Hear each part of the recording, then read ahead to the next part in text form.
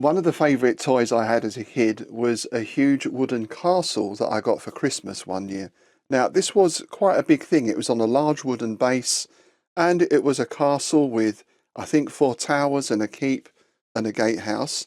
And it had been made by a friend of my dad's, who was a chippy, a carpenter. So he very kindly made it, and it was something I played with for ages. I used to put all my Timpo nights into it, later on playing with Airfix, all that kind of stuff. So it was something that I really got a lot of use out of. Of course, there came the day when I was deemed too old to be playing with that sort of stuff, and the castle disappeared. In fact, my mum and dad gave it to friends of theirs, another family with a young lad, so it went to a good home. And I like to think that even after all these years, that castle is still out there somewhere being filled with plastic knights.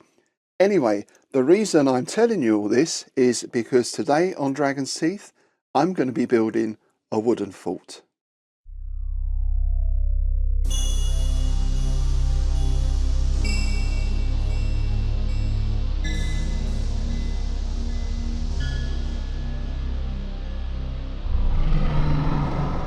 Thanks for joining me today. So, as I said, I'm putting together a wooden fort today. Now, it's not quite on the scale of that amazing huge castle that I used to have.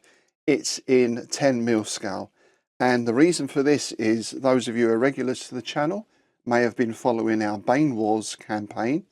That's our 10mm fantasy campaign using the Fantastic Battles rule set. Various things have been happening, of course, and one of those is there is now a force of dwarves in a fortress who are under siege from the elves. Now, at the moment, this is all being played out through parley and negotiation and various other nefarious means, but at some point it seems likely that we're going to have a siege situation. If not there, then there is the potential for at least one other fortress to be sieged in the campaign. That could be coming up as well. So I needed a castle in 10mm or a fort. I had a look around, and there's some great stuff out there, of course. There's some really good stuff, particularly 3D printed. However, that stuff was way beyond my budget. I was surprised at how expensive some of it was. I mean, it looks great. And of course, with the modular fashion of this kind of thing, you can go from a small fort all the way up to a large castle. Another option is to use card buildings, which I've done for some smaller houses, you may remember. I had a look around for that, and I found something called Castle in a Book, which I will make in the future. That's basically a cut-out paper card fortress that looks very nice. So will be putting that together at some time as well. Then I've got the option to use either. Still, I hadn't really found anything that looked ideal and was within my budget until I had a look on eBay, and I found a chap who produces a lot of MDF buildings, including a 10mm fort. So I put it in my basket, I waited a few days, and it arrived. Now, I've not done a lot of work with MDF. I think I've made one, maybe 2 buildings. That's pretty much it. However, I know down at the club a few of the guys have been working. Ove in particular has been building a lot of MDF buildings. So I got a few tips off of him. How did I get on? Is this 10mm MDF fort up to the job of the Banewars campaign? Let's find out. And here's the package, and as you can see, we've got a note there. Instructions have been sent on eBay Messenger, which they were. Pretty straightforward instructions. I mean, looks like a pretty straightforward build, so nothing too complex. We're going to empty this out first of all. As you can see, it looks like quite a lot of pieces there.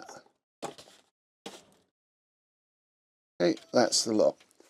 Alright, so step 1 then is to sort all these parts out, and then I was going to say tidy them up, but from the look of it, there's very little tidying up that needs doing. So I'll just organise them in little piles, and as I say, it's pretty obvious which piece goes with which. We've got towers and we've got walls. I think there's some long wall sections and some shorter wall sections. Then we've got the inside part of the walls and the sort of walkways or battlements to go on the top there. So let's start sorting it all out.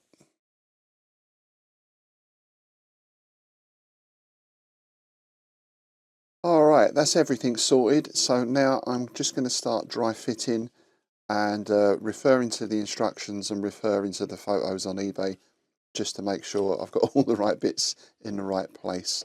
I don't think there's too much variation, but obviously, you know, you want to make sure that your battlements are all facing the same direction, that sort of thing. So that's the next step. All right, that's all the dry fitting done. Everything's gone together very nicely. Everything's very clear, no cleanup needed. So we're on to the gluing. And for that, I'm just going to use a basic wood adhesive.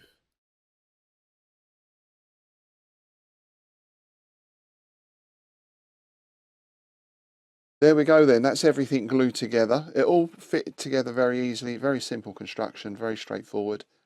What I'm going to do now is leave all this to dry overnight, and then I'll sort of assemble the fort in its full form just to make sure that I've got everything in the right place. After that, I'm going to look at painting. Now, I do know with MDF it can soak up paint like anything. So I thought what I might try first of all is giving it a coat of matte varnish. Anyway, that's tomorrow's job. I'll see you then. Good morning. Here we are the next day. The glue has dried out. I've assembled the fort, and as you can see, I've put some figures in there just for scale. 10mm figures these are our Fantastic Battles campaign. And yeah, that's looking really nice. I think I kind of made a bit of a mistake in that some of the towers have got these doors or gates on the outside, but I'll paint over those anyway, so it doesn't really matter. But that is looking just the right size for what I need it for. That's going to be the Dwarven Stronghold, the next stage of the Banewars campaign. So, as I said, I'm going to spray this up with matte varnish. Then I'll probably overspray it with black and then get to work with some highlighting.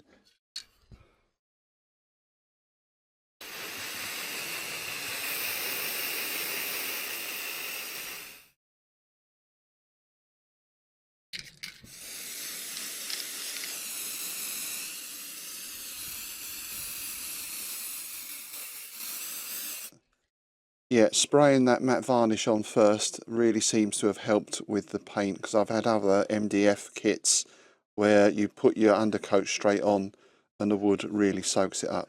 So now that's all in place, I'm going to put down my first coat of the base colour, just working in a grey, and I'm going to mix up a couple of these sort of cheap Hobbycraft paints.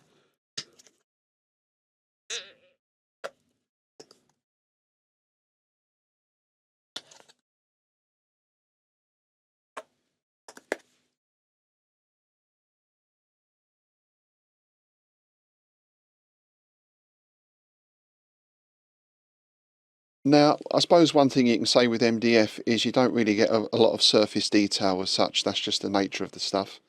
But that's okay for this scale and for what I want to use this for. That's perfectly fine. I've got a couple of bits to pick out on here. There's some doors to paint up. And then I thought, just to finish, just to break up the grey a bit, I'd do a highlight in places and also apply a wash as well. And this is just using my usual acrylic paints, so a mix of Vallejo and Panzer Aces is a new one I'm trying out, and of course Army Painters, that kind of stuff. And there's our 10mm fort all finish. It's had another coat of spray varnish just to seal everything in. Now, one issue I had was with putting the wash on.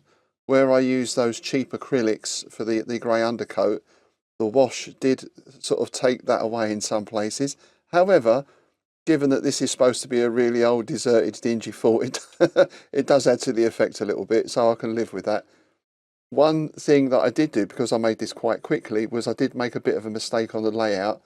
So some of the doors on the towers are facing the wrong way. They're facing inward rather than outward. That's down to me rushing things as usual. But what I'm thinking, this looks so good for the price, I'm probably going to get another one. And of course, then I can combine the two to make an even bigger castle.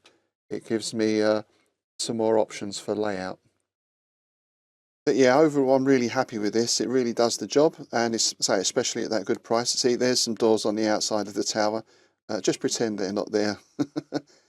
And this really does work as the Dwarven Fort, which is possibly the scene of one of the big battles coming up in our Banewars campaign. So do keep an eye on the channel. Check the Banewars playlist for the latest updates on that. All the figures you see here are from my vampire army, the Legion of the Undead, and there's some of those nice Pendraken gargoyles that I got a little while ago as well. So the good thing is with the fort is it looks in scale. These things are always representational on a table, of course. You can never have a true scale. But as you can see, the troop bases fit nicely onto the ledges and towers as well. So you can actually man the walls. Well, skeleton the walls in this case, but you get the idea. I also thought if you're besieging a fort, you know, you've got ogres, you've got bears, giants, all that kind of thing. The actual monster you want, the creatures you want, the giant spiders, I mean, they're going to run at that wall in no time, right? And give a nasty shock to the troops at the top. Well, maybe not if they're skeletons, but certainly would if they were dwarves, or me. Alright, so that's it for today. Thanks for watching. As I've said, I'm very happy with the fort, particularly with the price I paid for it. And in fact, I may even look at getting another one just to double the size of that, or give us some more options on the layout. Of course, I'll put the link to that seller in the notes below. It's got a ton of stuff on there, 10mm, 15mm, 20, 28mm. So, you know, really worth taking a look if you're after some good range, but also good quality buildings as well. As I said at the start, there may well be a battle report coming up with that fort being put under siege by the elves. So keep an eye out for that. And of course, the rest of our Banewars campaign as well. And do let me know if you're using 10mm, what you've been using for fortifications. Have you gone down the card route, MDF, 3D printed, or maybe you've scratch built something? I'll be very interested to hear about that. Okay, thanks again for watching. As always, please do like, share and subscribe, and I'll see you next time.